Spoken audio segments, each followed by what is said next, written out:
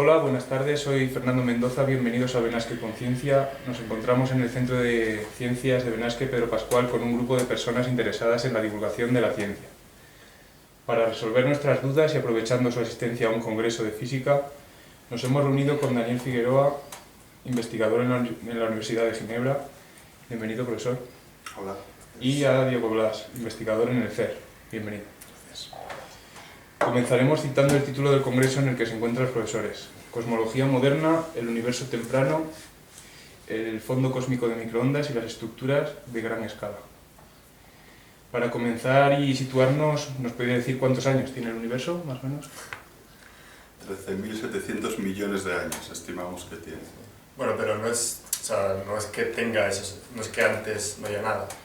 O sea, digamos, cuando los cosmólogos hablamos de estas edades, es lo que podemos entender o podemos llegar a ver.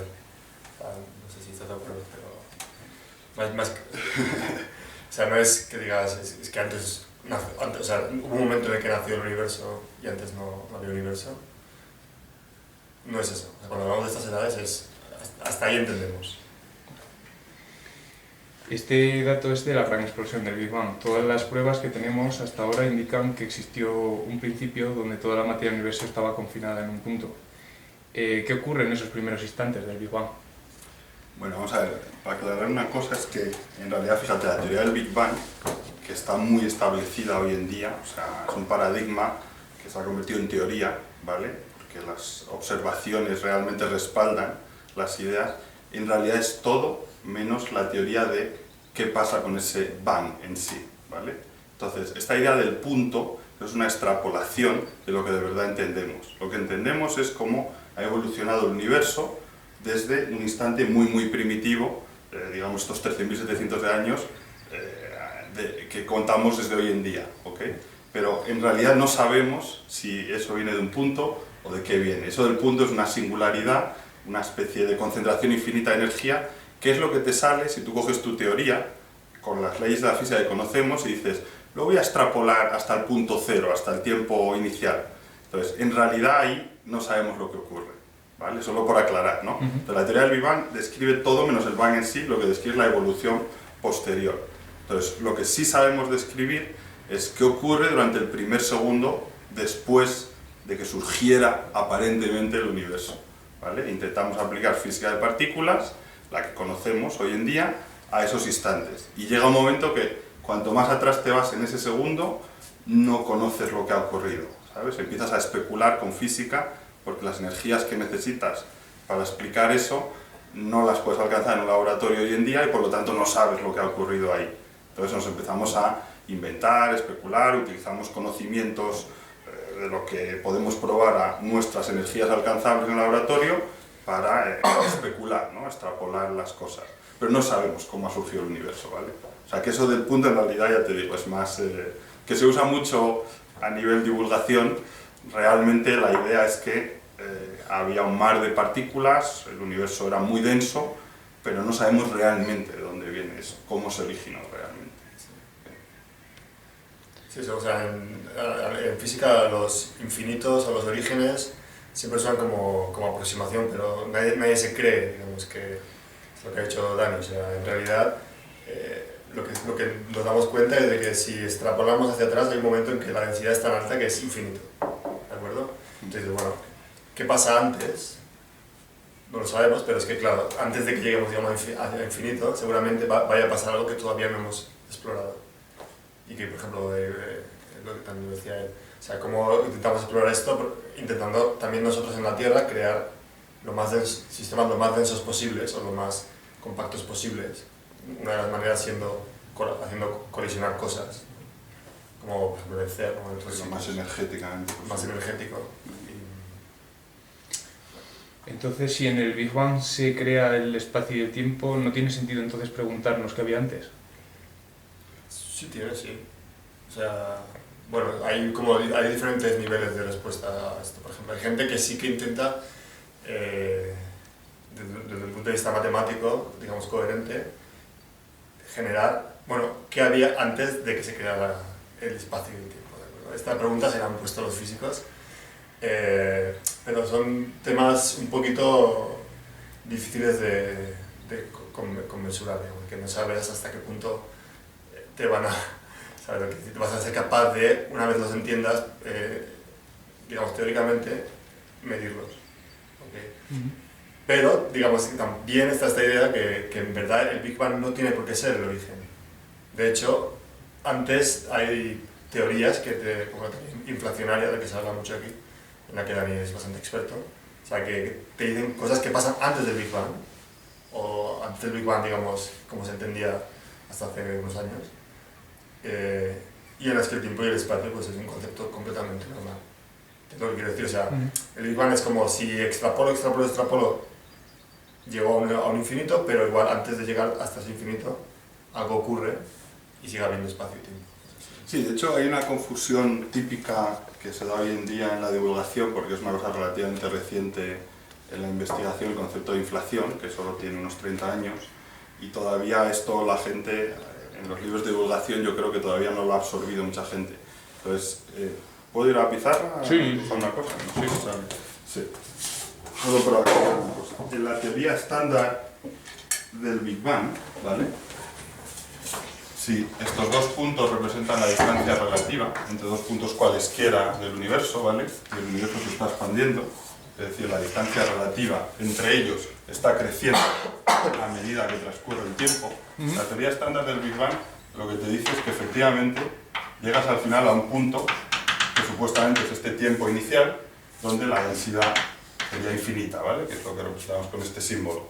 Entonces, lo que Diego estaba comentando hace un momento, que en realidad creemos que puede haber, tiene mucho sentido que haya aquí otro tipo de fenomenología, ¿ok? En particular hay un periodo que se llama inflación, que de alguna manera te cambiaría esta imagen. Entonces pasamos a no saber lo que ha ocurrido aquí, ¿ok? De hecho, ni siquiera sabemos cómo empieza este periodo. Lo único que tenemos una idea es cómo describirlo, asumiendo que ha empezado de alguna manera, ¿ok? Entonces, una confusión que era lo que quería aclarar es que hoy en día muchas veces hay gente que se refiere al Big Bang dinámico como el momento justo después de este periodo inflacionario. Este periodo inflacionario es un periodo donde el universo, en vez de crecer linealmente, crece exponencialmente, ¿vale? La distancia relativa entre los puntos aumenta muchísimo. Eso significa que si yo tengo materia, como el espacio crece tanto exponencialmente, la materia se diluye. Y al diluirse, al terminar el periodo inflacionario, aquí no hay materia, se tiene que crear. Al crearse, es como si fuera una explosión de creación de partículas. Entonces, hoy en día esto se llama el Big Bang dinámico, o el proceso de recalentamiento del universo. Lo que pasa es que esto no coincide con la imagen que había antigua en la teoría del Big Bang, que era ese punto de densidad infinita aquí, ¿vale? Entonces, solo aclara eso. El Big Bang que se refería a Diego es justo después de inflación. Lo que pensamos hoy en día es que ha ocurrido este periodo inflacionario, que nos dice que el universo se expande exponencialmente rápido, y antes no tenemos ni idea. Y de hecho las herramientas a veces para intentar analizar qué ha podido pasar antes, básicamente nos fallan, porque no conocemos la física característica de ese periodo, ¿vale?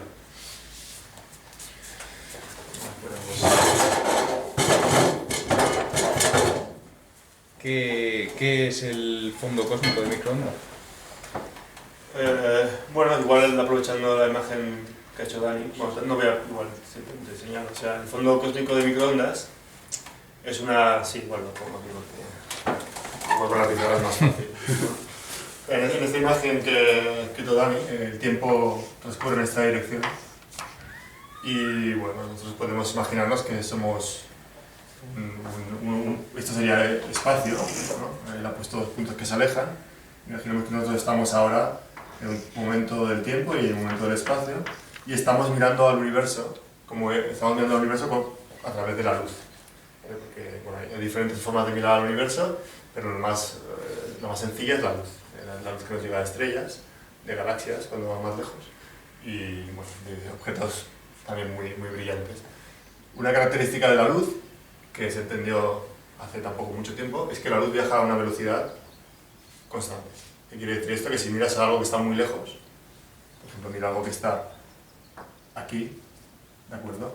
No lo veo ahora, en este momento. Lo veo, o sea, este objeto ha emitido luz y la luz ha tardado un tiempo en llegarme a mí. De manera que no veo este objeto como es ahora, sino como era hace un tiempo. ¿ok? Esto es porque la velocidad de la luz es un máximo, si quieres. Entonces eso nos permite ir, una cosa muy interesante, ir haciendo arqueología del universo, porque conforme estamos viendo objetos que están más lejos, han necesitado más tiempo para la luz, para llegarnos, y bueno, entonces, estudiando luz, digamos, podemos llegar a ver objetos que están muy lejos. Entonces, hay una observación, voy a plantear esta respuesta desde la observación de lo que hemos visto, y luego vamos a ver lo que es. O sea, lo que observamos es que si miramos muy lejos en el tiempo, nos está llegando una señal, ¿vale? Que lo voy a poner así, porque me gusta ponerla así a los físicos, que llega, de hecho, como de todas partes, desde un cierto momento. Fijaros. ¿De acuerdo? Esto quiere decir que la estamos viendo en todas las direcciones, y que se ha emitido hace casi 13.000 millones de años, o sea, casi al principio del Big Bang. Perdón, casi inmediatamente después del Big Bang, unos minutos después. ¿De acuerdo? Y esta radiación está en el microondas. El microondas es una de las partes del espectro de la luz, ¿okay? Y fijaros lo que está haciendo, o sea, realmente nos está dando información de cómo era el universo hace 13.000 millones de años, o sea, es una cosa alucinante. O sea, hoy en día, esta radiación, o sea, esta luz que ha sido detectada al máximo nivel ahora por un satélite que se llama Planck, pero bueno, antes ha habido predecesores, vamos a hacer publicidad, porque este es europeo, ha habido antes otros predecesores. Este satélite, haciendo precisamente nada, mirando al cielo y haciendo como fotos continuamente, mirando la luz que le llega, ha sido capaz de identificar esta luz de hace tanto tiempo. Entonces, tenemos una foto de cómo era el universo hace 13.000 millones de años. Fijaros, entre medio, pues también vamos viendo diferentes galaxias. Esta luz, pues, nos da información, primero, de esto, y también la luz, al propagarse por un medio, también se siente reflejada, o sea, digamos, interactúa con las cosas que hay entre medio. De manera que no solo no han ido, digamos, esta luz no ha ido en dirección recta hacia nosotros. Si aquí había, por ejemplo, una galaxia grande, la luz la ve, porque la luz también, la luz también sufre la interacción gravitatoria, de manera que en verdad esta luz no solo nos dice cómo era el universo en este momento, sino que además nos va diciendo cosas de lo que ha pasado entre medio. Y si quieres, Dani, tú explicar tú lo que es que es originalmente, vale, lo que vemos. Sí, Diego lo que ha explicado es lo que estamos viendo. Si queréis, os puedo dar una idea de por qué se origina esto, ¿no? Y si cogemos otra vez la imagen que tenemos de que el universo se está expandiendo a medida que transcurre su evolución en el tiempo hacia el presente, hacia el futuro, si nos vamos hacia atrás, eso quiere decir que el universo hacia atrás en el tiempo se está comprimiendo. ¿Y qué le ocurre a la materia si la comprimes? Pues si a nosotros nos empezaran a comprimir, al final nos romperían en moléculas, en átomos, en partículas elementales. Eso es lo que ocurre en el universo primitivo. Cuando te vas hacia atrás, en la historia cósmica del tiempo, llega un momento que el espacio que tienen las partículas para verse es muy diminuto, están chocando constantemente y lo que hay es un mar de partículas. Es un mar de partículas donde hay electrones, donde hay protones, que como sabéis son los constituyentes fundamentales, junto con neutrones, también están por aquí pululando, de lo que luego serán los átomos, pero inicialmente están en un espacio tan reducido, si quieres, que no pueden formar átomos, ¿vale? No pueden formar átomos porque también hay fotones, que son los rayitos estos de luz que estaba dibujando Diego, y lo que ocurre es que tienen tanta energía estas partículas que todo rato, que digamos si tenemos un protón y un neutrón y un electrón intenta enlazarse, ¿vale? Que es lo que sería un átomo, viene un fotón aquí, lo golpea, te rompe el átomo, ¿vale? El electrón sale disparado por aquí, el fotón por aquí y el protón por allá, ¿vale? No puedes formarlo porque hay mucha energía. Llega un momento en la historia cósmica del universo donde, como se está expandiendo el universo, de alguna manera la densidad de energía que hay se va decreciendo y entonces llega un momento que es posible formar estos átomos. Cuando los átomos se forman, que es justo este momento, se llama el momento de la recombinación. Entonces los electrones se unen a los protones, o si quieres se unen a los protones con un neutrón, y entonces la luz ya no es capaz de romperlos, los fotones. y lo que ocurre es que la luz se empieza a dispersar libremente. Y es precisamente porque se empieza a dispersar libremente, ya no ve, es como si esto se hubiera convertido en materia, pues como es el cristal. El cristal está hecho de átomos, ¿vale? Pero los fotones lo atraviesan y nosotros vemos a través del cristal. Pues el universo se hace transparente a la radiación, a los fotones. Pues son esos fotones y por eso los vemos en un momento concreto los que estamos detectando hoy en día. Entonces, al depender de las propiedades físicas de la materia, al ver estos fotones, estamos infiriendo información sobre en qué condiciones estaba la materia en ese momento. Y este es el origen físico del fondo cósmico de microondas, y de hecho la prueba más contundente de que la visión estándar de la teoría del Big Bang es correcta, a grosso modo. Una analogía es, que se hace normalmente es pensar que esto es la atmósfera, que es un medio transparente, y esto es una nube. O sea, en verdad, si tú miras al cielo y hay una nube, o sea, mientras no haya, digamos, átomos libres que interactúen con la luz, átomos libres, no, perdón, electrones o protones libres que interactúen mucho con la luz, el rayo de luz que te viene de la atmósfera, pues te permite llegar hasta la nube. Una vez que ya llegas a un medio en el cual la luz se dispersa mucho, hasta ya has llegado. ¿De acuerdo? Mira, tú cuando estás mirando hacia el cielo, llegas hasta las nubes. Cuando estás mirando hasta el universo, llegas hasta el momento en el cual ya la luz se dispersa mucho. Lo que dice Dani es que, por ejemplo, la diferencia entre la luz que se ha emitido aquí, que nos llega hasta nosotros, y la luz que se ha emitido aquí, es que esta luz de aquí en verdad no ha viajado en línea recta, porque enseguida, en este medio, empieza a ir para adelante y para atrás. Es como que aquí hay un medio como eso, como una nube. Opaco, sí. Opaco.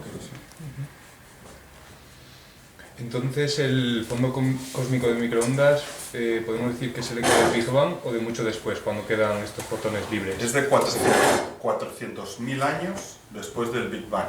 400.000 años puede sonar mucho, pero comparado con la edad del universo, que son 13.700 millones de años, pues es una mínima fracción de esa edad. Entonces, pasaron 400.000 años, se puede decir que estás viendo el universo primitivo, porque no existían galaxias, ni la materia como la conocemos, ni mucho menos seres vivos, ni nada parecido, ¿vale? Solo había un mar de partículas. Pero, aún así, si quieres, está muy lejos de esta idea de inflación, por ejemplo, de esos primeros instantes del primer segundo del universo, está muy lejos. Sí, luego igual hablaremos de... Bueno, ahora o luego, no sé. Que antes he dicho que esta imagen está basada en usar la luz para observar el universo. Pero afortunadamente hay otras señales que también nos llegan del universo. En particular, señales para las cuales el proceso o sea, la época en la que la luz, digamos, ve que el universo es opaco, estas señales no. O sea, van a través del universo de manera que nos permite llegar a momentos anteriores. ¿Y qué señales son? Pues la más, digamos, la más estándar, la más, digamos, sí, conocida es el neutrino. ¿Vale? Los neutrinos son partículas que tienen una característica que es que son muy difíciles de detectar, porque casi no interactúan. ¿De acuerdo? De hecho, bueno, casi se detectan cuando te queda algo de energía que no sabes dónde ha ido, dicen, bueno, se ha ido a neutrinos. ¿Sabes? O sea, así como es una partícula que, o sea, su existencia es bastante misteriosa. De hecho, ahora estamos siendo atravesados por un flujo de neutrinos muy grande, no me acuerdo cuánto es, no sé si te acuerdas, que nos viene del Sol. El Sol, por ejemplo, continuamente está emitiendo neutrinos, o bueno, las centrales nucleares alrededor nuestro están continuamente emitiendo neutrinos, pero es un tipo de radiación que nos atraviesa y no nos hace nada. ¿De acuerdo? Y esto, para la cosmología, para nosotros es perfecto, porque igual que nos atraviesan a nosotros, también atraviesan este medio. Entonces vamos a poner los neutrinos como rayitas. Entonces el neutrino sí que nos trae una información directa de tiempos anteriores. Esto es todavía... ¿Qué problema hay? Que como interactúan tan poco, detectarlos es muchísimo más difícil que la luz. Entonces no se han detectado esos neutrinos, que también de hecho surgen de una manera parecida a esto que explicaba Dani de un medio termalizado, un medio caliente. Los neutrinos, digamos, también tienen algo parecido, pero todavía antes en el universo. ¿Okay? Y hay, bueno, hay... De hecho, por dar el dato, Sí. si la luz esta se desacoplaba de la materia 400.000 años después del Big Bang, los neutrinos se desacoplan un segundo después del Big Bang. O sea, sí que hay un medio que sabemos que existe, sabemos que ha pasado, sabemos que está ahí, sabemos que nos está atravesando, pero no somos capaces hoy en día de hacer detectores suficientemente precisos para detectarlos. Bueno, eso sería una revolución absoluta. Sí.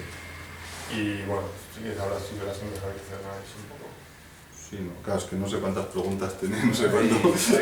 No, estamos hablaremos, pero bien. hablaremos de las ondas gravitacionales. Sí, vas a preguntar, pero Vale, vale, porque vale. es otro ¿Cómo escenario hacemos? que además también... ¿A qué se refieren con estructuras a gran escala? Pues, Sí, igual la comento yo, o sea, es muy sencilla la respuesta, o sea, es una también que vaya allí. O sea, cuando tú tienes el universo y lo empiezas a mirar a diferentes separaciones, o sea, tú, por ejemplo, primero te das cuenta, bueno, que la Tierra está lejos del Sol, luego vas viendo como una escala típica digamos, la primera escala típica cuando empiezas a observar fuera de la Tierra sería la distancia de los planetas del Sol. ¿Vale? Entonces ahí el universo pues tiene unos planetas que cada uno es particular, cada uno es peculiar.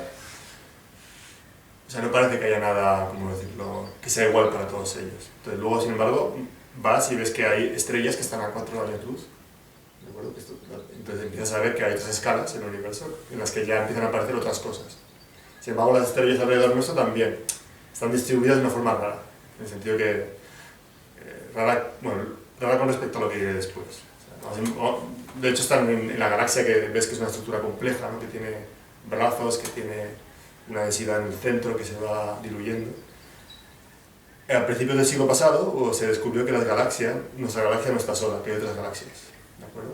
Esto fue, ahora lo entendemos como la típica historia, ¿no?, que ahora es algo que todo el mundo dice, bueno, sí hay otras galaxias, pero no tenía por qué ser así. De hecho, se cree que si el universo es como es ahora se está expandiendo de manera que las galaxias tienden a alejarse cada vez más. De manera que si viviéramos muy en el futuro, no seríamos capaces de ver ninguna otra galaxia. Entonces imagínate un cosmólogo dentro de no sé cuántos miles de años, si pusiera un telescopio, ¿vale?, hay un apocalipsis ahora, ¿vale?, toda la ciencia se vuelve a inventar, y este cosmólogo vuelve a poner un telescopio, pensará que el universo solo tiene una galaxia. Esto es un misterio bastante loco, pero bueno. Y entonces ya cuando vemos todas estas galaxias, porque lo que se ve es que todas estas galaxias ya sí que empiezan a crear unas estructuras de una manera más sencillas, que son como, bueno, una estructura más homogénea, o sea, quiere decir que en todos los puntos es igual, e isótropa, que es en todas las direcciones es igual. ¿De acuerdo? Y esto es lo que se conoce como estructura a gran escala, es la estructura en la que están dispuestas las galaxias y los cúmulos de galaxias y los objetos a las distancias más grandes que somos capaces de ver. A través del estudio del fondo cósmico de microondas se deduce que el universo tiene una estructura de espacio-tiempo concreta. ¿Qué tipos de estructuras se barajaban y cuál creemos que tiene? Pues me imagino que a lo que te refieres es que una de las informaciones que nos da el fondo cósmico de microondas es que demuestra, dadas las propiedades que medimos, que el universo es lo que se dice plano. Plano no en el sentido de lo que entendemos nosotros por una hoja plana, por una superficie plana, no, plano euclidiamente. Esto es difícil explicarlo porque requiere un poco de abstracción, pero se puede intentar. Vamos a borrar aquí, si encuentro un borrador. Aquí. O si no usa esto porque te va a quedar igual. Pero, ¿Se puede grabar? Sí, sí, sí. No te va a quedar. bien. Mira, vamos a suponernos que somos una hormiga, ¿vale? Y somos una hormiga que solo consideramos que vivimos en una esfera, ¿vale? Vamos a considerar una superficie esférica, y esta hormiga no tiene noción de arriba a abajo, solo tiene noción de adelante a atrás, izquierda para ella, derecha para ella, ¿vale? Te tienes que imaginar que esto es una esfera, superficie esférica. Entonces, es la misma sensación, es la misma noción que nosotros tenemos en la superficie de la Tierra, ¿no? Nosotros tenemos esta sensación de verticalidad, pero vamos a imaginar por un momento que fuéramos seres bidimensionales y solo vemos adelante, atrás, izquierda, derecha, ¿ok? Entonces, ¿qué posibilidades tienes para describir el espacio en el que vives? y tú eres un ser bidimensional. Tú puedes vivir en un plano, ¿vale? Tienes tu noción de adelante, atrás, izquierda, derecha. Puedes vivir en una esfera, tienes tu noción de adelante, atrás, izquierda, derecha, con la diferencia de que si caminas por aquí, vas a volver al mismo punto, ¿vale? Y hay una tercera opción, que es lo que se llama superficie abierta, que consiste en, imagínate que deformas esto y le das la forma de una silla de montar. Es muy difícil de dibujar, así que no lo voy a intentar, ¿vale? Una silla de montar a caballo. Entonces, es como que esto se curva por aquí, esto se curva por ahí, y esto se curva así, ¿vale? No lo voy a intentar dibujar porque es bastante difícil dibujarlo. Entonces, la cuestión es, desde el punto de vista del ser bidimensional, este ser puede darse cuenta de alguna manera que vive en esta superficie curvada, en esta superficie plana, o en esta superficie que os digo que no estoy dibujando, que se llama abierta. Bueno, pues desde el punto de vista de nosotros, seres tridimensionales, que vivimos en un espacio tridimensional, el espacio tridimensional también puede ser cerrado, también puede ser plano y también puede ser abierto. Lo que pasa es que hay que imaginárselo en una dimensión más allá de lo que estoy dibujando aquí, lo cual no es posible visualizarlo, pero sí describirlo matemáticamente. Matemáticamente puedo describir un espacio donde yo voy caminando aquí, voy hacia adelante, y si camino lo suficiente, acabo apareciendo por detrás. Esto es posible, ¿vale? Describirlo matemáticamente. Y no es que yo vaya alrededor de una superficie curva, no, es que mi espacio está curvado en sí, ¿vale? Entonces, nosotros no, esta curvatura posible del universo no es obvia, pero el fondo cósmico de microondas viene de todas partes del universo. Como viene de puntos muy lejanos, vamos a centrarnos en un observador. Estamos aquí, somos nosotros, y nos llega radiación de muchos puntos lejanos que se emitió en un mismo momento, justo cuando se desacoplaron los fotones. Pues esta información que nos está llegando está sampleando toda la geometría del universo. Entonces, es inherente, bueno, esto no lo podemos explicar sin entrar en ecuaciones, pero está codificado la información de la geometría del universo en esta radiación. Y esto en el 98, el experimento Boomerang, que fue un globo que se hizo volar en la Antártida, midió por primera vez, con cierto detalle, las propiedades del fondo cósmico de microondas que nos informan de cuál es la geometría del universo. Y lo que detectó, aunque ya se sospechaba, es que el universo es plano. Plano en sentido tridimensional. Es decir, que si yo camino en línea recta, voy a caminar hasta el infinito en línea recta, nunca voy a volver por detrás y no hay ninguna curvatura de ningún tipo. Y lo mismo en las otras dos direcciones ortogonales. Entonces el fondo cósmico de microondas contiene mucha información y una de ellas es cuál es la geometría del universo, ¿vale? Y el resultado es que el universo parece que es muy plano. En el sentido que no sé si esto queda claro, pero es difícil. Hay una cosa que es bonita de ver también en esta imagen que ha hecho Dani, que además igual le ayuda. Por ejemplo, este círculo que ha dibujado es el círculo a una distancia fija respecto de nosotros, que aquí sería un círculo dado a una cierta distancia. Lo voy a hacer así. Entonces, si ahora toda esta luz viniera hacia nosotros, también, por ejemplo, también podría venir no solo por este camino, sino igual también por detrás. Porque al fin y al cabo esta luz se ha emitido en todas las direcciones también. Y hay gente que también ha buscado, o sea, otra de las maneras de buscar ya no la geometría, sino lo que se llama la topología del universo, es gente que está buscando si hay señales, por ejemplo, si hay galaxias duplicadas. ¿Sabes? Que estamos viendo la señal, está aquí y también está allí. Y es que, bueno, de momento no se ha encontrado. De momento no se ha encontrado. Es una idea muy bonita, pero... Hemos hablado de la infracción. Sí. ¿Cómo deducimos que una fase de infracción? ¿Cómo deducimos?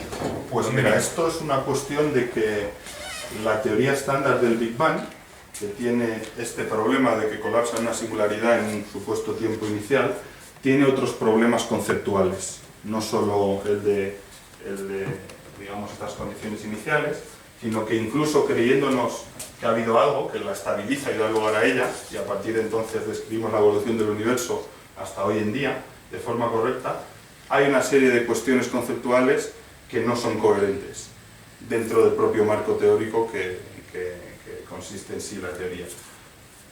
Son un poco sutiles de explicar, pero si quieres tienen que ver con el hecho de cómo yo veo el CMB, perdón, el fondo cósmico de microondas viniendo en todas las direcciones, ¿vale? Si yo calculo cuál es la distancia máxima que ha podido viajar la luz, ¿vale? Si calculo cuál es la distancia, esto viene en un tiempo dado, ¿vale? Vamos a llamarlo tiempo de, se llama en inglés de decoupling, que quiere decir el desacoplo de los fotones del resto de la materia, ¿ok? Es un tiempo dado, esto es hoy en día. Esto tarda un tiempo en llegarnos. En este tiempo se emitió la luz en todas las direcciones. Entonces, si uno calcula en qué momento habría surgido el universo, si quieres una distancia mayor, vamos a llamarlo tiempo inicial, que sería este hipotético tiempo inicial, lo que ocurre es que yo puedo calcular cuánto ha podido viajar la luz desde este tiempo inicial, justo si quieres, cuando estaba la densidad infinita esta, hasta el momento del desacoplo. Y eso es una distancia física característica, que la puedo proyectar sobre esta esfera, sobre la que yo observo, y lo que resulta es que si los fotones, la luz que me viene de aquí y la que me viene de aquí, tiene la misma información, que es el caso, no se entiende cómo es eso posible en la teoría del Big Bang. Porque la máxima distancia que han podido viajar los fotones es de aquí a aquí.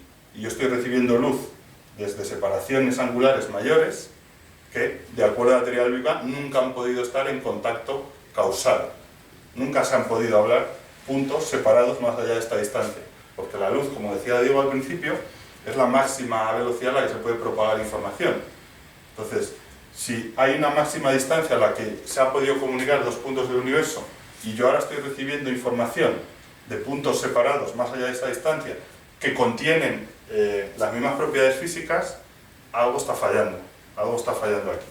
Bueno, por lo que se dieron cuenta unos físicos a principios de los años 80, que todo esto se podía resolver suponiendo que en la teoría estándar del Big Bang de repente encajas este periodo inflacionario. El periodo inflacionario, si quieres, la manera de corregir la visión estándar de la expansión del universo de acuerdo a la teoría del Big Bang, el periodo inflacionario lo que nos dice es que si el universo se está expandiendo a un cierto ritmo, es decir, a un cierto ritmo al que crece la separación relativa entre estos dos puntos a medida que el tiempo transcurre, el periodo inflacionario nos dice que hubo un periodo muy corto donde la separación creció a un ritmo brutal. En particular, en una millonésima de segundo, una separación de 1 centímetro se convirtió en al menos 10 a la 28 centímetros. ¿Vale? O sea, imaginaos lo brutal que es eso. En cuestión de nada, una fracción infinitesimal de un segundo, la distancia relativa entre dos puntos fue hinchada exponencialmente, separada de una forma brutal a una distancia que es 28 órdenes de magnitud mayor que la que había inicialmente. Se dieron cuenta los físicos a principios de los 80 que eso era suficiente para explicar este problema de causalidad que estaba comentando. Entender eso es ya, creo, demasiado avanzado para intentar explicarlo así a nivel divulgativo. Pero fue ese problema de causalidad lo que llevó a los físicos, bueno, ese problema y otros que hay inherentes a la teoría del Big Bang, lo que llevó a los físicos a darse cuenta que por sí sola la teoría estándar del Big Bang no podía ser correcta. Necesitaba ser complementada de alguna manera. Y el complemento que pensamos que más favorable, dados los datos y también la consistencia interna de la teoría, es este periodo inflacionario, aunque no tenemos prueba directa de que haya ocurrido, al menos de momento. Igual sí, bueno, diciendo un poco lo que ha dicho otra vez, para que quede más claro. O sea, la diferencia del caso normal, que sería imaginar que estos dos puntos han venido de regiones que están muy lejanas, tan lejanas que en verdad no, o sea, la luz, como viaja a una velocidad finita, nunca, digamos, de este punto no ha podido comunicarse con este otro, al máximo ha podido comunicarte con este. Comunicarse quiere decir, cuando tú tienes un medio que es muy parecido en diferentes sitios, lo que ocurre es que el medio está interactuando mucho, como el agua, por ejemplo, y al interactuar mucho se tiende a homogeneizar, ¿de acuerdo? Como el agua, como cualquier, básicamente muchos otros fenómenos. Entonces, fijaros lo que ha hecho Dani es decir, bueno, si ahora es verdad todos estos puntos que creemos que estaban muy separados, no están tan separados, sino que vienen de una región que está más cercanos, aquí este punto ya no está aquí, este punto ya está aquí, y este otro está acá. De manera que en todo este tiempo sí que han podido interactuar y uno decirle al otro, oye, que yo qué sé, yo quiero que el universo sea rojo, yo quiero que el universo sea verde, y bueno, entonces se mezclan y queda la mezcla entre rojo y verde, que no sé cuál es. Es decir, esto es lo que estamos viendo, ¿vale? En verdad lo que vemos es que estos dos son iguales, y es porque han tenido este periodo de... La organización lo que ha hecho es ponerlos como juntos. Si quieres, la realidad lo que ha hecho es separarlos, precisamente. Perdón, sí, lo estabas diciendo hacia atrás en el tiempo. Hablando un poco más del fondo cósmico de microondas, hemos dicho que es una señal isótropa, Sí. pero vosotros estudiáis las anisotropías. Correcto. ¿Qué son las anisotropías? Bueno, esta imagen del universo tan sencilla, en verdad... Bueno, a ver, ¿por dónde empiezo? Vamos a empezar otra vez, igual voy a hacer al revés que antes, o sea, como antes, para que sea... Esta imagen que observamos del universo es muy parecida en todas las direcciones. Ya hemos sabido, eso es un misterio, ¿vale? Es un misterio, la inflación lo resuelve, pero hay más que esto, porque es igual en todas las direcciones hasta que uno empieza a mirarlo con mucho detalle. ¿De acuerdo? Entonces, el isótropo es una radiación que, de hecho, es una radiación termal, es como si nos viniera de algo que está caliente, y tiene un espectro característico, o sea, una distribución de frecuencias característica de un cuerpo termal o termalizado hasta 5 decimales. ¿De acuerdo? O sea, es como si ahora tú cogieras una vela y no ves que hay una vela, pero solamente estudias la radiación que te viene, tú puedes ver que tienes una vela caliente, digamos, o el sol mismo. O sea, la radiación que viene del sol tiene un espectro que tiene que ver con que esté caliente. ¿De acuerdo? El mismo sol es termal, pero no siempre tiene la misma temperatura. O sea, la mayoría de la radiación sí que está como centrada con una frecuencia dada por la temperatura del sol, pero también tiene anisotropías. Así que también tiene pequeñas fluctuaciones. Bueno, en el caso del universo,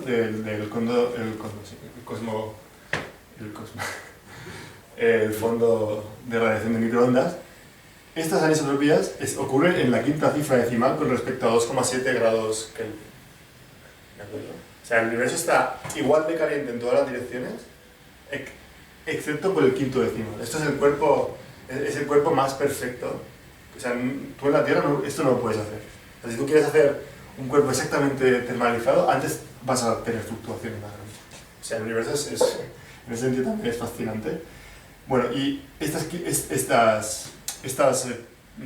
anisotropías nos dan información de cómo, precisamente, bueno, aquí el universo en verdad, bueno, no era exactamente igual, estaba un poquito más caliente, vamos a poner aquí más caliente, un poquito más frío aquí, un poquito más caliente aquí, un poquito más caliente aquí, un poquito más frío aquí. Entonces, estudiando estas anisotropías, otra vez vamos a poder estudiar dos cosas.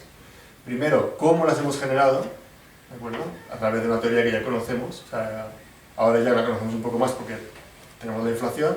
Entonces, estudiar, digamos, los diferentes modelos del universo primitivo, pre-generación de esto, dan lugar a diferentes anisotropías, y luego también estas anisotropías, al propagarse hasta nosotros, otra vez van viendo lo que está pasando entre medio, de manera que tú no solamente ves una señal, digamos, que es igual, otra vez, como he dicho antes, pues verde, por ejemplo, en todas las direcciones, sino que aquí ves pues un poquito más de rojo, aquí un poquito más de verde, y al propagarse esto, pues precisamente puedes tener más información también de lo que ha habido entre medio.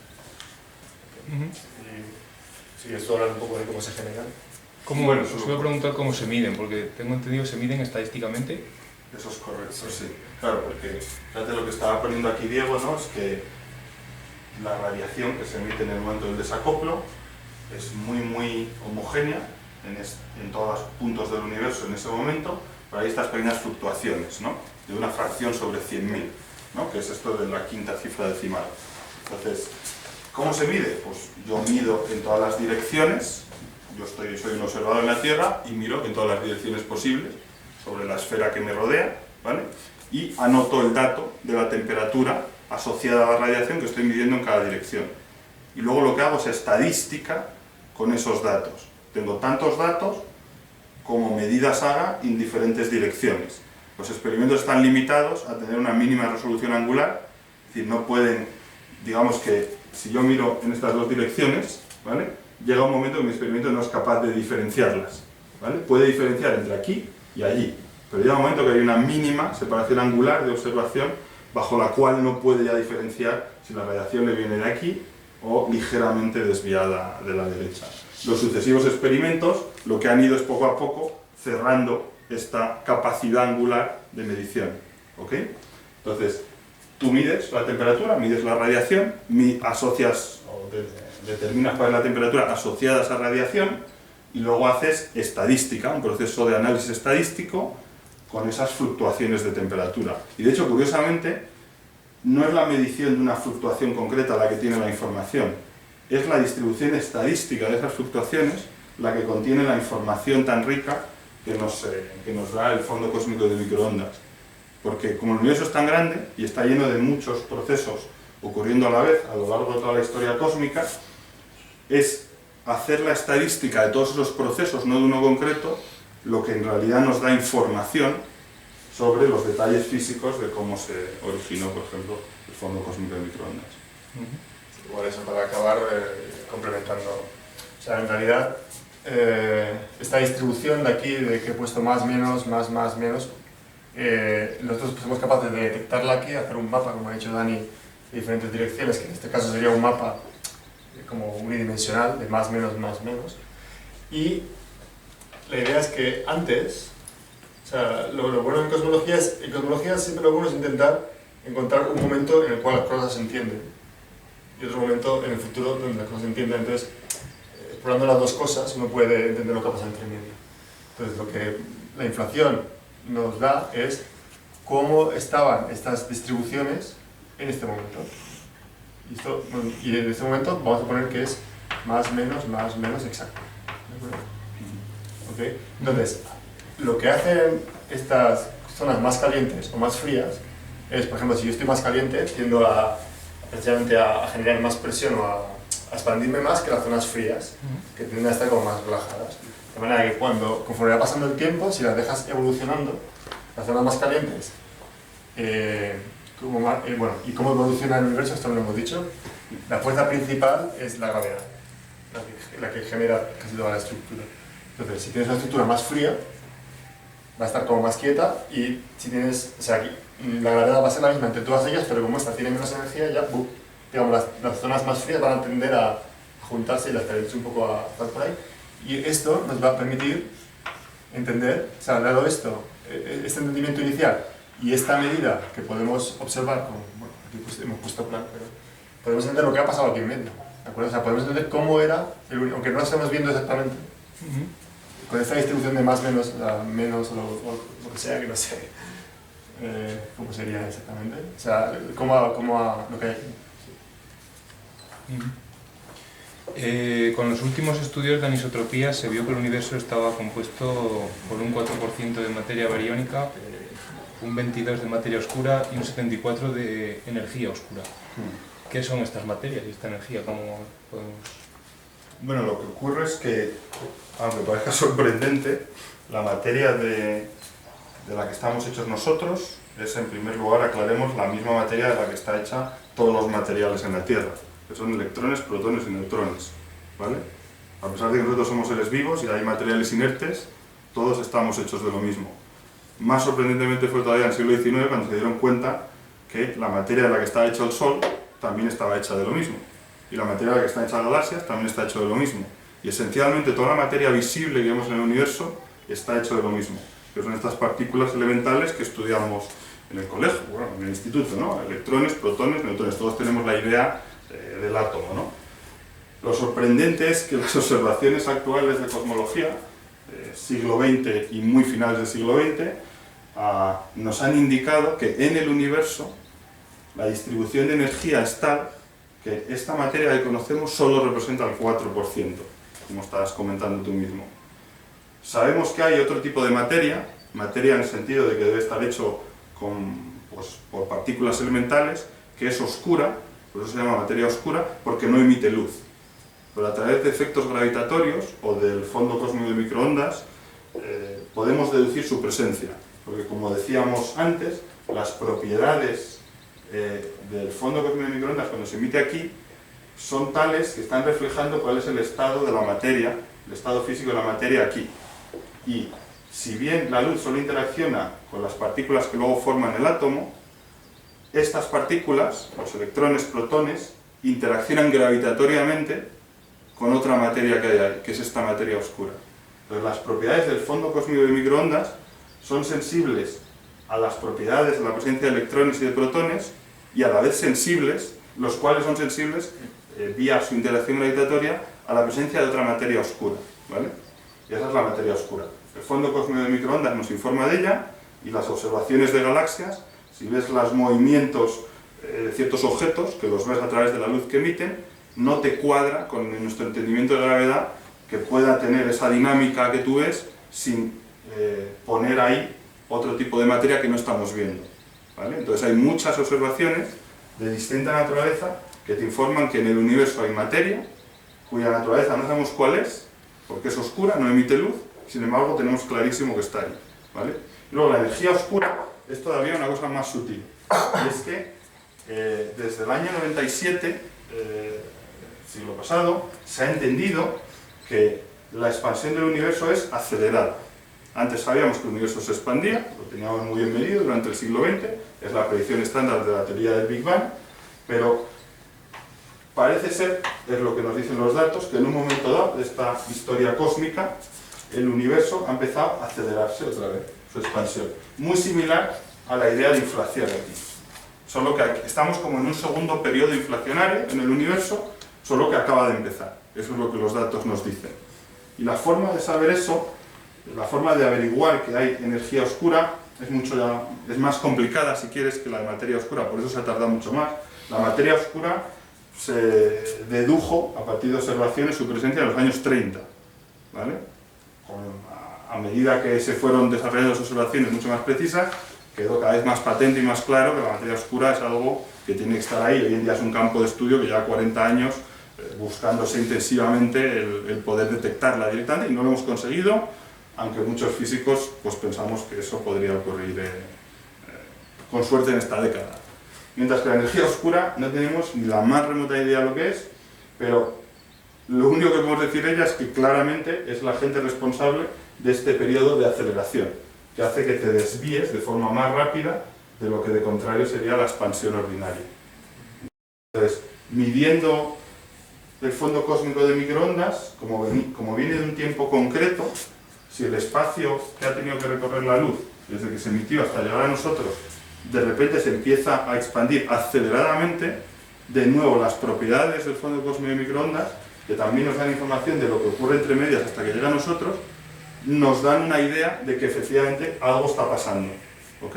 Esa es una observación, y luego, bueno, hay otras, que también otro tipo de luz que detectamos, de lo que se llaman supernovas, que de nuevo, esa luz llega a nosotros, tenemos información sobre las supernovas, la medimos aquí, y al medirla nos damos cuenta que en su propagación, desde que se emitió hasta nosotros, algo le está ocurriendo al espacio desde hace, digamos, poco tiempo en términos de historia cósmica, ¿vale? Pues la energía oscura no sabemos lo que es, hay muchas especulaciones, pero es un agente, si quieres, que no puede ser representado por la imagen de partículas. Y por eso esto se llama energía oscura y lo otro se llama materia oscura. La materia oscura pensamos que son partículas, simplemente que no emiten luz. La energía oscura pensamos que es un campo de densidad que permea el universo, que tiene unas propiedades muy raras. Porque para conseguir que se acelere el universo necesitas unas propiedades muy raras, que hace que eso sea muy diferente a la materia ordinaria, también a la materia oscura. Entonces no sabemos cuál es su naturaleza, pero tenemos claro que algo hay ahí en el universo causando esto. Y tenemos muy claro que la materia ordinaria y ni siquiera la materia oscura pueden ser responsables de esta aceleración. Igual la prueba, y bueno, ya volviendo a lo que he dicho antes, en este lado, imaginaros ahora que... Vamos a poner aquí en diagrama lo que he dicho antes, que en lugar de estar viviendo hoy en día, aquí en el tiempo, digamos, de ahora, llamarle tiempo de ahora, de repente hay otros cosmólogos que viven mucho más lejos en el tiempo, entonces, si este proceso de expansión, que es lo que creemos que va a pasar, va a seguir ocurriendo,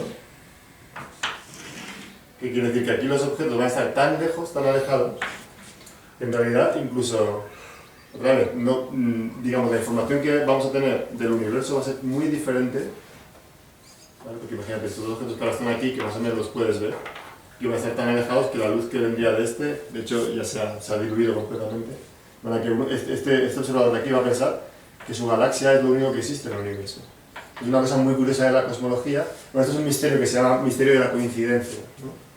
Que bueno, puede tener incluso connotaciones metafísicas, porque parece que estamos, justo digamos, nos hemos despertado al universo, o sea, hemos empezado a poner telescopios en un momento que dentro, a ver, son muchos millones de años, pero dentro de esta historia cósmica, es un momento muy particular, es un momento en el cual empieza a acelerarse el universo, todavía vemos radiación, todavía vemos la materia oscura, ¿de acuerdo? Todavía vemos las galaxias. Si hubiéramos, digamos, evolucionado de manera que hasta dentro de miles de millones de años no aparecemos en el universo, el cosmólogo de este tiempo tendrá una historia completamente diferente. ¿Okay? Es como si en arqueología, yo que sé, imaginaos que jamás hubiéramos visto las pirámides. Porque, yo que sé, porque se han destruido, por lo que sea, porque ha pasado demasiado tiempo.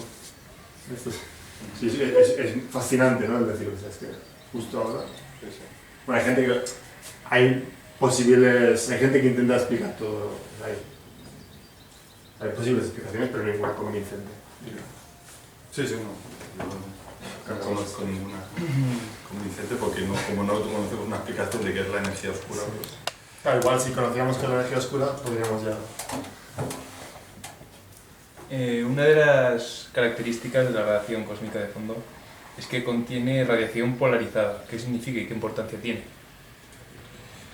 Pues tiene mucha importancia porque... ¿Dónde está? Vamos a hacer otra vez un esquema.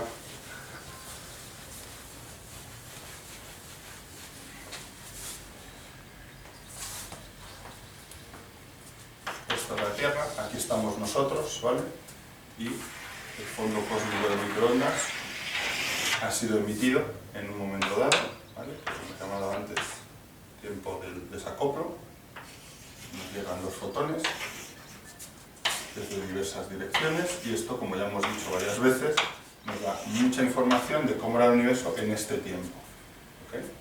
Ahora, fíjate que estábamos hablando en todo momento, hablando de esta radiación, de esta luz, caracterizándola por una temperatura. Vamos a llamar la temperatura 1 aquí, temperatura 2 aquí, ¿vale?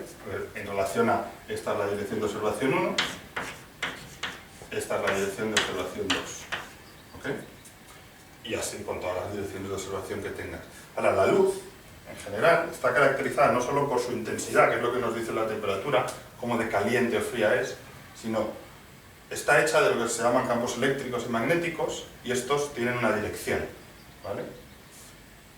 Déjame no intentar dibujarlo porque seguramente no me salga, pero la luz, cuando se propaga en línea recta, en realidad la interpretación que tenemos física desde finales del siglo XIX es que se trata de un campo eléctrico y un campo magnético que van oscilando transversalmente el uno al otro. ¿Okay? Entonces hay un plano en el cual está concentrado ese campo eléctrico, o si quieres el plano transversal magnético, de oscilación. Y dependiendo de cuál sea el plano, hablamos de que la luz está polarizada en una dirección o en otra. Eso es lo que queremos decir por polarización. Bueno, si quieres lo voy a intentar hasta dibujar. La luz se propaga, ¿ok? Que la luz se propaga quiere decir que hay un campo eléctrico oscilando en esta dirección y otro que le sale perpendicularmente en esta. Y la propagación de la luz consiste precisamente en la oscilación de este campo eléctrico así, y a la vez este campo magnético sale, entra, ¿vale? La teoría del electromagnetismo clásico describe muy bien cómo se caracteriza precisamente un rayo de luz propagándose en términos de sus campos eléctricos y magnéticos. Bien, polarización, como decía, es si quieres, el plano en donde está contenido este campo eléctrico. Puede haber muchos tipos de polarización, puede ser que ese plano esté fijo o puede ser que esté rotando. A medida que se propaga la luz, puede que este vector no solo oscile, sino que encima rote con respecto al ángulo de rotación que habría transversal a esta dirección de propagación, ¿vale? Bueno, pues estudiando la física de partículas elementales, que te dice que en el momento del desacoplo pues había fotones, había protones, había electrones, están interaccionando por el electromagnetismo, por la interacción electromagnética que conocemos, se puede entender que debido al hecho de que había unas pequeñas variaciones de temperatura, ¿vale?, que son los más y menos que yo comentaba antes, eso necesariamente induce un patrón de polarización. Es decir, incluso aunque la luz no estuviera polarizada, incluso aunque no estuviera, se polariza necesariamente, ¿vale? Ahora, ese patrón de polarización, es decir, a mí va a llegar la luz desde aquí, con su campo eléctrico orientado en una cierta dirección. A mí me va a llegar la luz desde aquí, con su campo eléctrico orientado en otra dirección. Y lo mismo para cualquier dirección de observación. Al final puedes hacer estadística con ese patrón de polarización. Lo que ocurre es que en nuestro entendimiento del fondo cósmico de microondas pensamos que solo puedes crear un cierto patrón de polarización si inflación es cierta, si el periodo de inflación es cierto, porque una de las consecuencias del periodo inflacionario es que crea una cosa que se llama ondas gravitacionales. Ondas gravitacionales son una distorsión del espacio-tiempo que hace que los fotones aquí sean sensibles a esa pequeña distorsión y la polarización sea una prueba de esa distorsión. Entonces, si hay inflación, se crean ondas gravitacionales, las ondas gravitacionales se propagan, están por todas partes. Cuando los fotones se desacoplan de la materia, los fotones sienten ligeramente la presencia de las ondas gravitacionales. El sentirlo quiere decir que inducen una cierta polarización, y si yo mido el patrón de polarización aquí, si coincide su forma con la predicha, con la hipótesis de que hay ondas gravitacionales por todas partes, podría estar midiendo directamente el periodo inflacionario, ya que las ondas gravitacionales que pudiera haber aquí, distorsionando y creando este patrón de polarización en el fondo cósmico de microondas, se cree que fueron originadas en el periodo inflacionario, que, como decíamos antes, es, bueno, o muy cerca del tiempo inicial, o en cualquier caso, desde luego, esto es un periodo de un segundo, no sabemos cuándo ha ocurrido, pero muy al principio de que el universo hipotéticamente hubiera surgido. Entonces, la importancia que tiene esa polarización es que, si se mide con la forma que creemos que debería tener, es una forma directa de medir las ondas gravitacionales en el momento del desacoplo, las cuales, a su vez, es un reflejo de que existió de verdad el periodo inflacionario, muy al principio del universo, ¿vale? Sí, de ahí la importancia que tiene. Sí, bueno, esto encaja con lo que decíamos antes. O sea, antes aquí hemos dibujado fotones y neutrinos, pero la onda gravitacional también, incluso llega antes que los neutrinos. O sea, la onda gravitacional, como ha dicho Dani, se emite, o sea, se crea en un periodo inflacionario, que creo que es, pues, esto es el ¿no? Se supone. Vamos a dibujarlas como las dibujamos, con bólicas, no sé. Es lo mismo, en media, hay otra señal que todavía nos llega de antes, no sé cómo hacerla. Doble flecha. Igual, esto es más largo. ¿Vale? Y que es la misma idea. Para la onda gravitacional, el universo es transparente incluso antes que para el neutrino, de manera que si hoy en día tú tuvieras un detector perfecto de ondas gravitacionales, ¿qué verías? Verías el universo desde un periodo increíblemente temprano y encima verías todo lo que ha pasado desde medio, que no pueden ver los neutrinos que empiezan a verse aquí, que no puede ver la luz. Este periodo es muy interesante, porque es un periodo que está muy lejos de lo que podemos observar con experimentos, ¿vale? Porque conforme vamos más atrás en el tiempo, como decíamos al principio, estos son cada vez un medio más denso, y más denso quiere decir que las cosas están más cerca. La densidad aquí sería porque están más cerca. Y hay momentos que están tan cercas que ni siquiera con el microscopio más potente que tenemos hoy en día, que es el CERN, llegamos a ver tan lejos. Sin embargo, una onda gravitacional, detectarla directamente con un telescopio nos diría una información que jamás, digamos, nadie piensa que se pueda obtener en un experimento ordinario. Bueno, esto está mucho más allá de lo que hoy en día se puede hacer, pensar en el futuro, pero fijaros que precisamente con esta idea de la polarización que decía Dani, no podemos verla ahora, pero igual podemos verla aquí.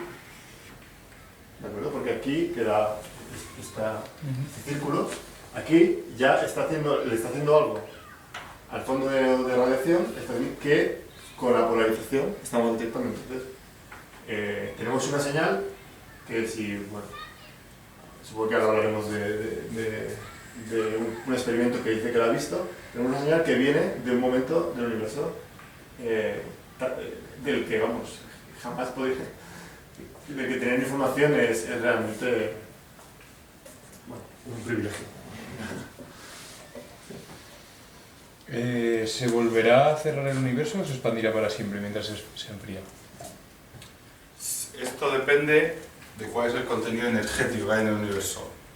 Si resulta que esto de la energía oscura que hemos detectado claramente que está actuando en la historia cósmica del universo desde hace poco tiempo en esa historia cósmica, pero en realidad muchos cientos de años, ¿vale? Miles de años. Es que nosotros lo vemos en otras unidades y en miles de años no lo sé. Pero si la energía oscura es algo que no se desintegra, que no desaparece, entonces se expandiría para siempre y se enfriaría todo sin parar. Si la energía oscura es algo que pudiera de repente, imagínate, desintegrarse y convertirse en materia ordinaria, no sabemos cuál es el destino del universo, porque eso depende de con qué grado esto desaparece. O sea, depende siempre del contenido energético. Y hoy en día no sabemos ni qué es la materia oscura ni la energía oscura. Entonces, si extrapolamos lo que vemos aquí, efectivamente todo se va a separar ad infinitum y cada vez se va a enfriar más y además aceleradamente. Sí, también cuando decimos que no entendemos, hay diferentes maneras de entender las cosas. Entonces, no quiere decir que uno cuando ve lo que está ocurriendo no tiene ninguna manera de parametrizarlo. Entonces, lo que sí que entendemos muy bien es cómo parametrizar la energía oscura. Es lo que se llama una constante cosmológica. Y entonces, si esa constante cosmológica, esa parametrización que hemos hecho es real, es lo que no sabemos, entonces sí que ocurre este fenómeno. Sin embargo, que sea real no nos convence casi ninguno, porque sería un tipo de realidad primero bastante pobre, porque no habría ninguna otra manera de contrastarla. O sea, sería un solo experimento para un solo tipo de materia, cuando normalmente pues, si tú tienes un tipo de material puedes hacerle muchas cosas. Aquí solamente habría una manera de detectarla, que sería esta. Sería algo bastante pobre. Y además no hay como gran motivación teórica para que sea lo que es. De manera que, bueno, pero, digamos, no es que no tengamos manera de entender lo que ocurre con ella, sino que no nos gusta lo que tenemos. Que fuera así. Pero no sabemos. Como no sabemos qué es la energía oscura, pues... ¿Qué son las cuerdas cósmicas? Las cuerdas cósmicas, gracias por preguntar, porque es una de mis especialidades, son hipotéticos objetos que existirían en el universo si en este primer segundo, desde que terminó inflación hasta que ocurrió la nucleosíntesis de la que hablaba Diego, ¿vale? Vamos, si quieres, a redibujar esto, que está un poco borroso.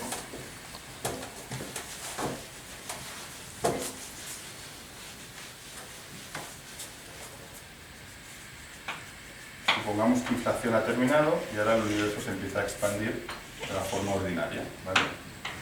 Y aquí está este momento que Diego se está refiriendo como la nucleosíntesis, vamos a ponerlo con N. Esto ocurre a tiempo del orden de un segundo después de este hipotético tiempo inicial, ¿vale? Y vamos a suponer que esto es el final de inflación. Bien. No conocemos la historia del universo en este primer segundo, porque esto no sabemos a qué tiempo nos referimos, pero típicamente es un 0,000, muchos ceros, hasta posiblemente 36 ceros y luego un 1, o sea, 10 a la menos 36 segundos. Aunque esto no sabemos, podría ser otra escala de tiempo un poco mayor que esta. Pero en este primer segundo no sabemos bien lo que ha pasado. Lo que sí tenemos claro por la física de partículas que conocemos CERN o de otros experimentos que ha habido anteriores a los que se hacen hoy en día en CERN, es que es muy posible que en algún momento, en momentos concretos, ocurra lo que se llama una transición de fase. ¿Vale? Una transición de fase es lo mismo que le ocurre al agua cuando la haces ebullir. La calientas con fuego, está en estado líquido y de repente aparecen burbujas de aire, porque la estás pasando al estado gaseoso. Es una transición de fase, un cambio de fase, de líquido a gaseoso. ¿Vale? Pues aquí lo mismo, el universo se está enfriando. Imagínate que el universo está lleno de agua. Como se está expandiendo, se está enfriando el contenido de materia. Entonces ese agua en un momento dado se congelaría, habría una transición de fase. ¿Vale? Pues pensamos que hay transiciones de fase de física de partículas. A medida que el universo se expande, está lleno de partículas, puede ocurrir un tipo de estas transiciones de fase. Y uno de los posibles fenómenos que ocurren en estas transiciones de fase es que queda como remanente estas cuerdas cósmicas, que son configuraciones de energía que tienen un radio muy pequeñito y una longitud, puede que no infinita, pero muy larga. ¿Okay? Pues son configuraciones de energía que se producirían al terminar la transición de fase y que poblarían el universo. Lo que ocurre es que si de verdad hay estas cuerdas cósmicas poblando el universo por todas partes, también estarían presentes en el momento en que se emitió el fondo cósmico de microondas. Y como son concentraciones de energía, eso quiere decir que afecta a la propia radiación que se emite desde este momento. Por lo tanto, al medirla aquí, podemos también inferir propiedades sobre la posible presencia de estas cuerdas cósmicas. Y lo que ocurre es que los datos nos dicen que si hay cuerdas cósmicas en el universo, desde luego no tenemos sensitividad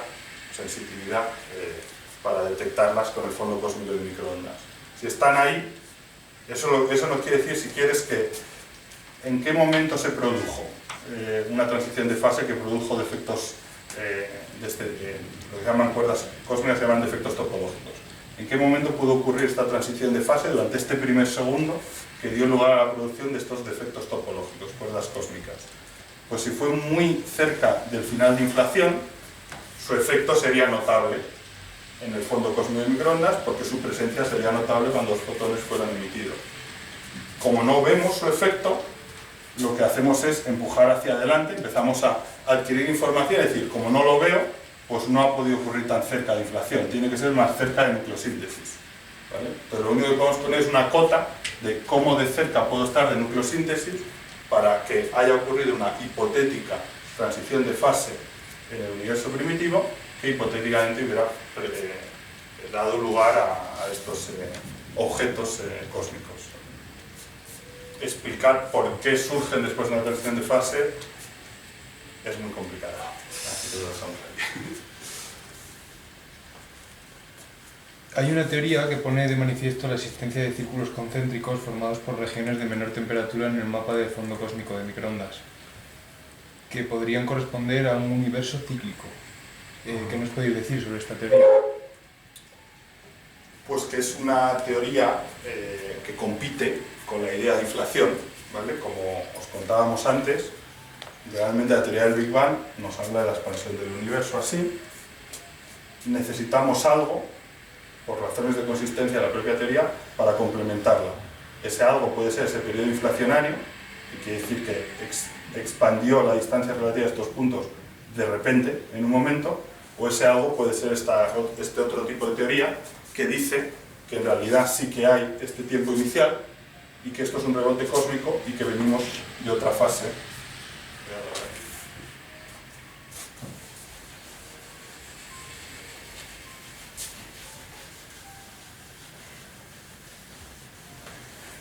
Esta teoría alternativa a inflación, en vez de suponer que aquí ha habido esta fase inflacionaria exponencial, lo que supone es que efectivamente llegas casi a este tiempo supuestamente cero, muy cerquita de cero, y sin embargo aquí hay un rebote y en realidad venimos de un universo que se estaba contrayendo. ¿Vale? Bueno, es una teoría alternativa que tiene muchas dificultades porque tienes que hacer muchas suposiciones en este otro supuesto universo del que vendríamos antes y cómo propagar las propiedades de aquí a ahí. Tiene muchas dificultades conceptuales, pero asumiendo que se puedan solventar, bueno, puedes partir de este punto y calcular cómo afectaría al fondo cósmico de microondas mucho después cuando es emitido. Entonces, tiene ciertas propiedades que lo diferencian del periodo inflacionario y me parece que fue 2 o 3 años, un físico muy famoso que se llama Roger Penrose, y por eso imagino que estás haciendo la pregunta, creyó haber encontrado los patrones característicos que te predice este tipo de teorías. Lo que ocurrió es que mucha gente experta en análisis del fondo cósmico de microondas, en la estadística, enseguida se dieron cuenta que lo que Roger Penrose y sus colaboradores estaban diciendo pues no tenía mucho sentido a la luz de los datos, que estaban cometiendo una especie de error inocente, ¿no? Entonces enseguida salieron muchos grupos que sí que eran expertos en análisis de datos y demostraron que esos patrones no estaban ahí. Con lo cual, bueno, hoy en día no tenemos prueba directa de inflación, pero desde luego tampoco hay ninguna evidencia clara hacia esas teorías. Sí, porque otra manera de generar círculos también tiene que ver con la inflación, que también la gente está buscando, es lo que se llaman bubble collisions, ¿no? O colisiones de burbuja. Otra vez voy a meterme en un vergel porque no es mi campo, pero que es la idea esta de la inflación como viniendo de, bueno, que siempre lo estamos haciendo de esta manera, o sea, como que surgimos de una especie de momento inicial en el cual hubo un periodo inflacionario. Uno puede preguntarse, bueno, ¿qué ocurre al lado? O sea, ¿qué ocurre aquí? Bueno, porque nosotros venimos de aquí, pero aquí, ¿qué ha pasado? Ha habido también inflación, ha habido inflación. Bueno, y hay todo un campo de gente que intenta entender lo que ocurre al lado, digamos, de nuestro. Y una de las posibilidades lógicas es que, bueno, igual al lado nuestro no ha pasado nada, pero en un cierto momento seguramente hay otro sitio donde haya vuelto a haber otra inflación. Bueno, entonces esto puede que... Es difícil de dibujar porque en verdad lo que está ocurriendo es que todo se está expandiendo. Y puede que, por ejemplo, se expandan las dos regiones sin llegar a tocarse nunca, porque las dos se expanden, pero lo que está en medio también puede que se esté expandiendo. También puede que se expandan y en algún momento se vean. Entonces, cuando se ven, si lo hacemos en 2 dimensiones, creo que es más fácil de ver. Dibujar este punto de aquí, bueno, vamos a hacerlo en una dimensión. Lo que en realidad estaríamos viendo es que de repente en este fondo de radiación también hay un patrón como de colisión con otro universo, si quieres, colisión con otro periodo inflacionario de otro sitio. El patrón de este tipo de colisiones, bueno, no son colisiones en el sentido de que vayan a chocar, pero sí en el sentido de que se entran en contacto, también es un círculo en el cielo. Entonces hay gente que también lo está buscando. La gente experta en unas cosas creo que también son expertas en otras. Y tampoco las han encontrado. Muchas veces el encontrar una asignatura concreta, una especie de patrón concreto, depende de la hipótesis o de los, si tienes parámetros libres en tu teoría. Entonces, a lo mejor esto depende de la distancia relativa entre estos puntos. Al no encontrar ese patrón, lo que pones es una cota sobre cuál es la hipotética posible distancia relativa si este efecto ocurre. ¿Vale? Entonces, cuando uno no encuentra un efecto que piensa que está ahí, pone cotas. Si encuentras el efecto, entonces puedes caracterizar la física, característica. O a veces encuentras efectos que no esperabas y te encuentras con física nueva y tienes que especular para intentar entenderlo. Para investigar en estos campos se utilizan radiotelescopios situados en Tierra y en órbita, pero ¿cómo se estudia esto en un colisionador de partículas como el CERN? Bueno, la idea es, de hecho, es más sencilla de lo que parece. A ver, son historias complementarias. A lo largo de nuestra charla o exposición hemos usado durante, igual a veces no sin decirlo, propiedades de la materia que nos rodea. Pues, lo he dicho Dani, pues, la materia en la que estamos. De hecho, los protones, los electrones, los neutrinos, todas estas son partículas o tipos de materia cuya comprensión a nivel fundamental la hemos hecho en la Tierra. Entonces el CERN es también, por ejemplo, todas las reacciones que nos dicen cómo se van generando los núcleos a lo largo del universo. Todo ese tipo de cosas, para estudiarlas no hace falta tener todo el universo, sino que podemos simplemente coger y aislar, digamos, el elemento que queremos estudiar y ver cuáles son sus propiedades y luego ver si en algún momento de la historia del universo ese elemento, como pueden ser por ejemplo los protones, los electrones, las propiedades que hemos encontrado, en qué momento del universo son relevantes. Esta es la idea que hay una especie de...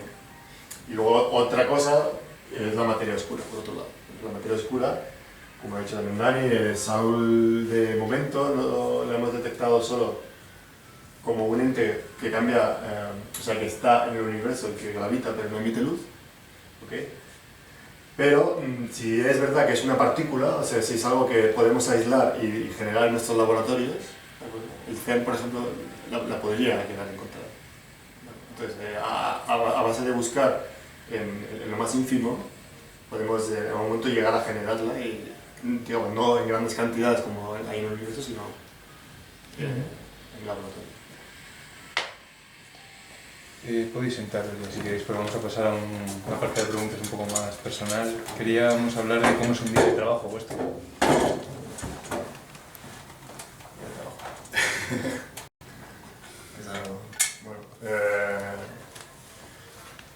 Pues a ver, un día de trabajo nuestro, nosotros, a ver, yo por lo menos lo primero que hago es mirar un archivo que se llama Archive. Esto lo hacemos muchos físicos, no solamente los cosmólogos, que es una herramienta muy buena que pone... Es un archivo donde cada día aparecen todos los artículos de tu campo clasificados, todos los artículos que tus colegas han publicado. ¿Okay? Y bueno, eso te permite mantenerte al día, está muy optimizada para que en realidad no pierdas tiempo. O sea, tú ves el título, las secciones, ves los autores y eso te permite ver qué está haciendo la gente y no perder mucho tiempo. Y luego normalmente bueno, estamos involucrados en bastantes proyectos, digamos 2 o 3, y o sea, normalmente cuando los dos somos físicos teóricos, entonces no dependemos de experimentos, entonces nosotros lo que nos planteamos son preguntas un poco a largo plazo, teóricas. Por ejemplo, ¿cuál es la asignatura, cuál es la manera de detectar estos círculos en el cielo, ¿no? Entonces llegas un día, o aquí en Benasque, te juntas con el Dani y empiezas a hablar, y dices, bueno, pues lo que habría que hacer sería esto, esto y esto. Y esto es lo que ya, claro, cuando eres estudiante de doctorado igual te cuesta más hacerlo, pero ya es lo que vas aprendiendo con el tiempo. Quiero llegar hasta aquí tengo que usar estos métodos. Y bueno, pues el día a día es, ayer llegué hasta un poquito hasta acá y ahora es empujar hasta donde pueda. Luego también hay mucha interacción con los colegas, mucho café. No sé, yo creo que es lo normal en física, ¿no? Sí, claro, físicos teóricos que somos nosotros, como no dependemos de un experimento concreto o de un laboratorio, pues claro, tenemos nuestro propio despacho. Básicamente entras ahí, te sientas en tu mesa y a pensar. Y te puedes echar la mañana así, o te sales a hablar con un colega del departamento a discutir cualquier idea. La idea es echarle pues eso, las 8 horas del día intentando resolver los diferentes problemas. Normalmente a medida que vas sabiendo más, pues vas abriendo más líneas de investigación para intentar averiguar la solución a diversos problemas, ¿no?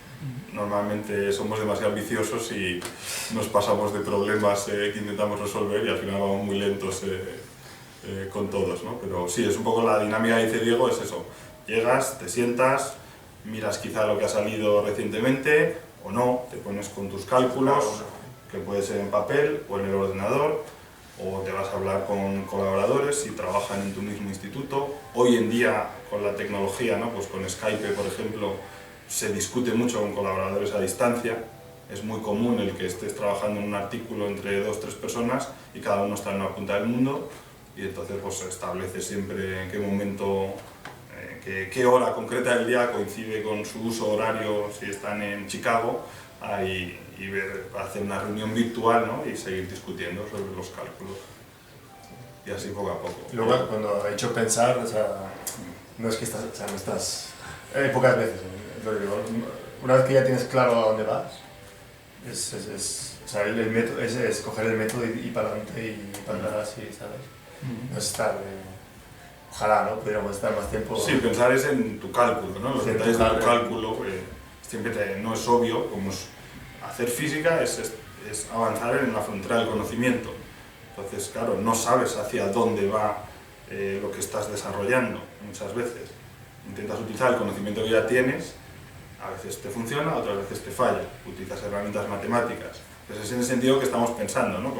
Continuamente, pues mira, voy a intentar esto, voy a intentar aquello otro. Ah, pues aquí hay un fenómeno físico en otro campo que es parecido, quizá puedo usar sus herramientas, etc. Y yo diría que el periodo promedio de terminar una investigación suele ser 1 año. También porque hacemos varias a la vez. A veces tienes suerte, lo haces en 2 meses, otras 3 años, como me ha ocurrido a mí más de una vez.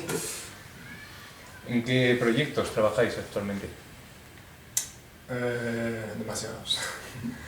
Bueno, yo ahora estoy acabando precisamente un artículo sobre neutrinos en la estructura a gran escala, cómo influencian la distribución de las galaxias desde el punto de vista de física teórica, porque hay una gran comunidad en cosmología que lo que intentan resolver es este problema del universo con un ordenador. O sea, es muy importante porque hay... Nosotros somos teóricos, muy teóricos.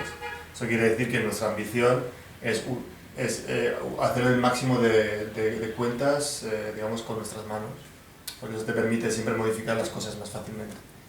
Si no es que no queramos usar ordenador, al revés, el ordenador hay que usarlo, pero hay que usarlo de una manera, digamos, como un esclavo.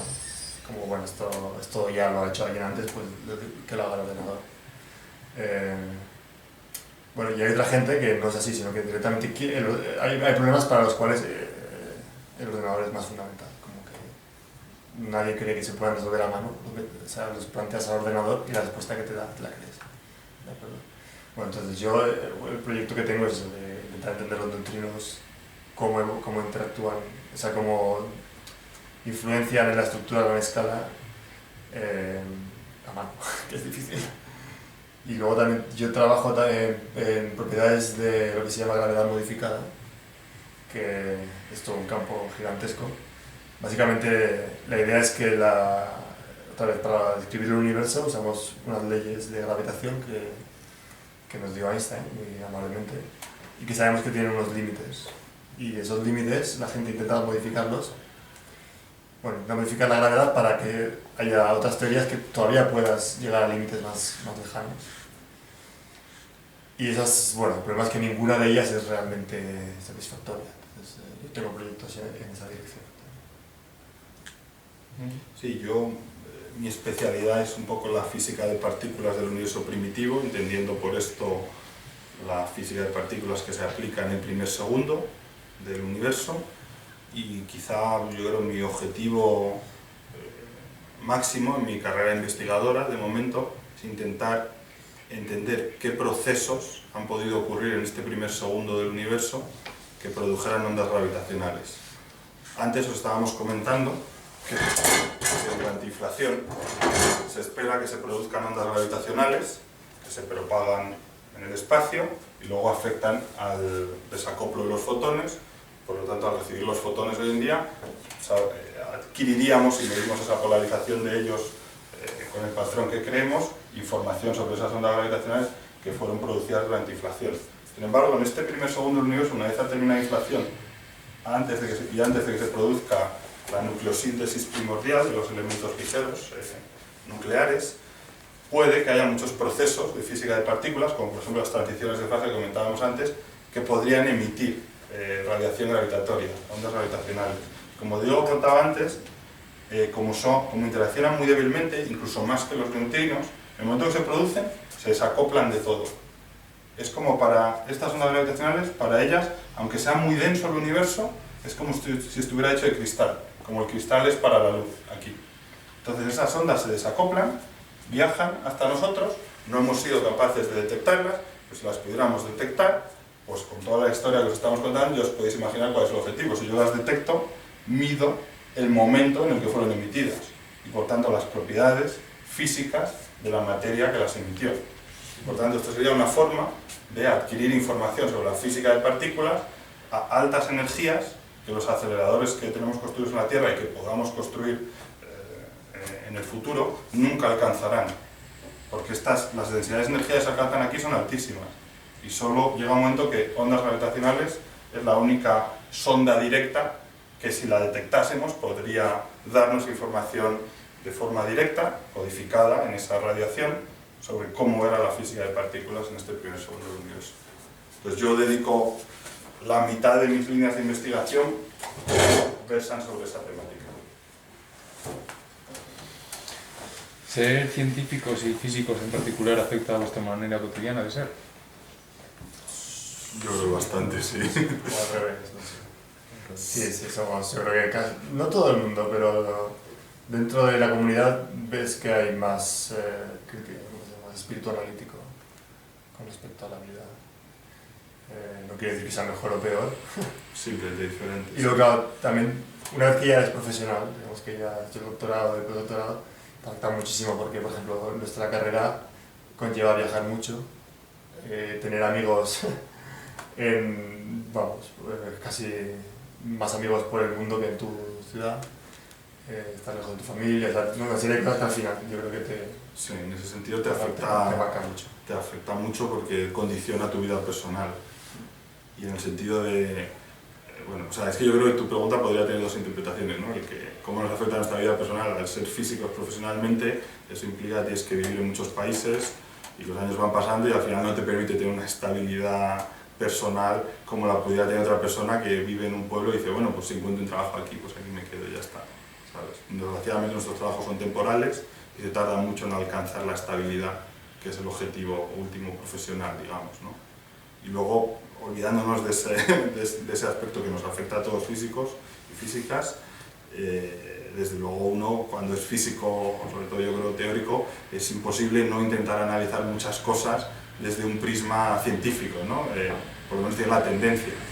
Ves algo y lo ves con un espíritu crítico, intentas entenderlo en la medida en que, bueno, pues tus capacidades o conocimiento científico te lo permitan, ¿no?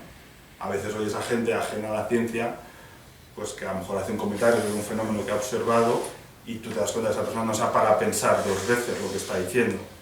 Mientras que tú como científico creo que estás entrenado ya para decir, bueno, podría ser esto, podría ser aquello, esto no tiene sentido por tal o por cual, ¿no? Yo creo que sí tendemos a... Un poco Big Bang Theory. Intentar salvar las distancias. ¿Qué pensáis sobre las pseudociencias que rodean la astronomía y a la ciencia en general? ¿Y cómo se pueden combatir desde el punto de vista de la ciencia y de las personas de a pie? Bueno, yo creo que igual discrepamos. No en lo que pensamos, sino en lo que hay que hacer. O sea, yo soy muy crítico con determinadas cosas. O sea, hay cosas que no se pueden tolerar y que yo creo que habría que prohibirlas directamente y no ser muy tolerante. Porque pueden llevar a problemas de salud o a problemas de enajenación, a problemas de desviación de dinero, de cómo es posible que haya más dinero en la cienciología, ¿sabes? Que en la ciencia misma, en algunos sitios, ¿sabes? Es como... O sea, yo creo que hay que combatirlas desde activamente. O sea, otras cosas que no son pseudociencias, digamos, o sea, yo no me estoy metiendo con que cada uno piensa lo que quiera. Pero, digamos, en la ciencia, esta es una cosa muy importante, la ciencia no es un enemigo, la ciencia no es una cosa que cae del cielo, es la mejor manera, según creo yo, que tenemos de acercarnos a la naturaleza. O sea, un científico busca eso, no busca otra cosa. O sea, si alguien tiene otra manera mejor, de hecho sería eso lo que llamaríamos ciencia. ¿De acuerdo? Entonces, no entender esto, o sea, que otra gente no quiere entender, o sea, entender esto a mí me parece... O sea, si hay algo que se puede atacar científicamente y tú me das una alternativa que no es científica, deberías entender que vamos, que estamos a diferente nivel. Y esto yo creo que se debería promover más en la sociedad. Sí, yo creo, bueno, es un tema delicado obviamente, ¿no? Porque puede entrar en conflicto a veces con las creencias de cada uno. Yo creo que los científicos y científicas en general tenemos una visión más o menos dogmática de la realidad porque la interpretamos a través del método científico, que consiste en intentar inferir nuestro entendimiento de la realidad mediante la realización de experimentos, de algo tangible que te permita adquirir ese conocimiento de la naturaleza mediante la observación, y no solo de luz, sino de todas las formas en que se pueda manifestar la naturaleza, ¿no? Estas pseudociencias no aplican ese método científico, ponen sobre la mesa sacado del sombrero el contenido que define pues la esencia de esas teorías, pero no viene normalmente de una observación científica o un razonamiento. Pues claro, como científicos estamos muy en contra de ellas. Ahora, es verdad que a lo mejor yo difiero un poco de la visión de Diego, a mí me parece que la manera de combatirlas, bueno, pues es siempre discutiendo, enseñando, y el que no quiera escucharlo, pues a mí llega un momento que también me da igual. No quiero estar convenciendo a todo el mundo, porque también aplico el principio de simetría. Él estará con estas personas que puedan manejar estas teorías, seguramente están muy convencidas también de sus teorías, igual que yo lo estoy de que el método científico funciona. Entonces, la diferencia es que me parece que yo utilizo el raciocinio y la comprobación experimental, y yo estoy dispuesto a cambiar mi teoría si el experimento me lo enseña, mientras que dentro del contenido de estas teorías ellos parten de la verdad absoluta, o es nuestra forma de verlo como científico. Es que te dicen lo contrario. Y te dicen lo contrario, y te intentan, sobre todo la cienciología es un ejemplo de tomadura de pelo absoluta desde el punto de vista científico, ¿no? Y como la cienciología unas cuantas. Entonces, bueno, para mí estoy desde luego de acuerdo con Diego, claro, cuando eso implica un problema de salud o de peligrosidad de algún tipo para las personas, sí pienso que hay que actuar ya de una forma responsable. Pero si hablamos solo de ideas, bueno, yo no me gusta discutir con la gente, pero llega un momento que si yo discuto con alguien y veo que no está abierto a la racionalidad, a mí tampoco me interesa discutir con esa persona, porque me aburro. Y bueno, pues no le veo sentido. Yo no quiero convencer a nadie de nada. Yo le explico cómo hemos llegado a entender estas cosas, y si esa persona quiere entenderlo, fantástico, y si quiere pensar que el mundo surgió, pues vete tú a saber de qué, ¿sabes? De un elefante que se paseaba sobre un manto de leche, que dicen teorías hindúes, a mí me da igual, porque mis datos no me dicen eso. Yo no quiero convencer a esa persona a lo contrario. Pero bueno, por ejemplo, poniendo un ejemplo concreto de lo que estamos de acuerdo. O sea, ahora según parece, hoy dicen en las noticias, parte de la culpa de que se expanda el ébola es que no quieren tratarse porque esta gente cree que es mejor que hagan santería. Si haces santería tienes que tocar al enfermo, si tocas al enfermo te contagias. Pues esto no, esto que se o sea, no sé, es algo que digas, no, es que estás permitiendo que se expanda una epidemia. Es que yo creo que hay veces que es difícil decirlo, ¿no? Pero no estamos al mismo nivel, o sea, no estábamos al mismo nivel. O sea, esta gente que crean lo que quieran, que hagan lo que quieran, no hace falta convencerles de nada. Pero si ya estás poniendo en peligro no solo su salud, sino tu salud, es más... No, pero yo en ese caso también estoy de acuerdo. Pues hasta aquí hemos llegado en nuestro recorrido por el conocimiento. Solo nos queda agradecerles a Daniel Figueroa y Diego Blas. Muchas gracias por habernos acompañado. Gracias.